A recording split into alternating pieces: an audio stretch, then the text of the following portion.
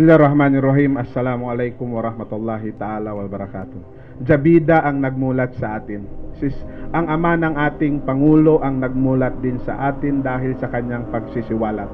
Ngayong araw po, kasama natin ang anak ni dating Senator Ninoy Aquino. Walang iba po kung hindi His Excellency President Benigno Simeon C. Aquino.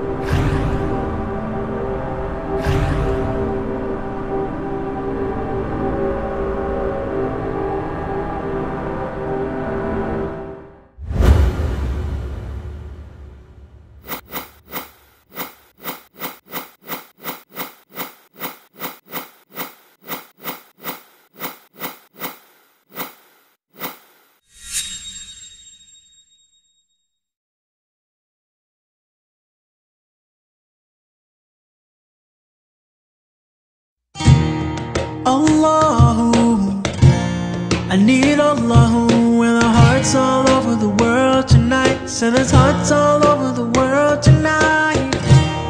What can I do? I need Allahu, and the hearts all over the world tonight. So there's hearts all over the world tonight. Wish I was smarter when I was younger, found something better, made me a winner, and I'm so glad to be yours. It's my life that you own, and I start my journey when you forgive me. Swear my whole world stops, you are in my heart, and I'm so glad that it's fine. You are one truly kind, and you like me, feel it through and through, and for sure you'll be, there ain't nothing you can't do. Cause if I got you, I don't need money, I don't need cars, Lord, you're my and oh, I'm into you, my Lord. No one else will do. With every test you put me through, the miracles you help me do, and now I know I can't be the only one. I bet there's hearts all over the world tonight with the love of their life who feels what I feel when I'm with you, with you, with you, with you, yeah.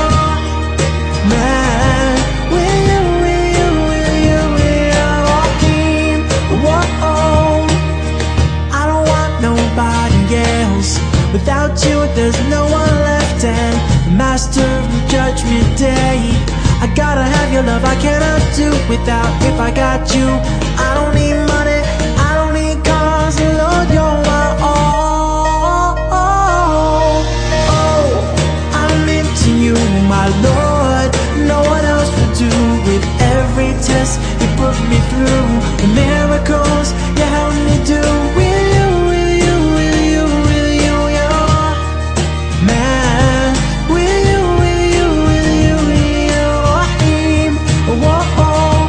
And I will never try to deny that you are my life, cause if you ever let me go, I would die. So I won't run, I don't need another mission, I just need you as my vision. If I got you, I'll be straight, but I'll be, I need you every day. Hanggang ngayon, alam natin may mga nagtatangka pa rin gamitin ang mga karaniwang Moro upang magtulak ng sari-sariling agenda. Hindi po ba't nakikita natin sa mga pangyayari nitong huling mga linggo, tila umuulit yata ang masakit na kasaysayan. May nagsusubo pa rin sa kanila sa pangalit. Ipinapain ang kanilang kaligtasan habang ang mga pasimuno naman ay komportableng nanonood mula sa malayo.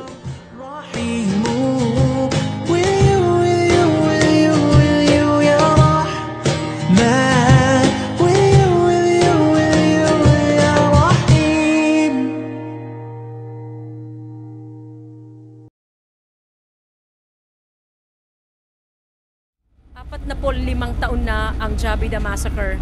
Bilang isa pong former journalist at isa pong aktivista, napaka-importante po ang Jabida sa akin.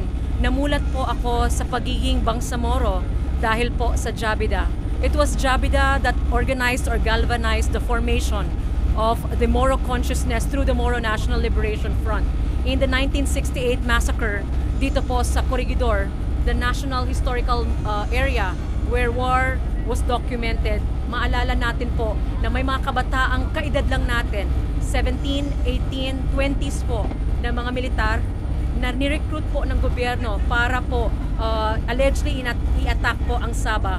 And because of that 1968 incident, we remember people like Nur Miswari, like Makapanton Abbas, the elders who thought about the Moro identity and put it into a national and even international pedestal before the Organization of Islamic Conference.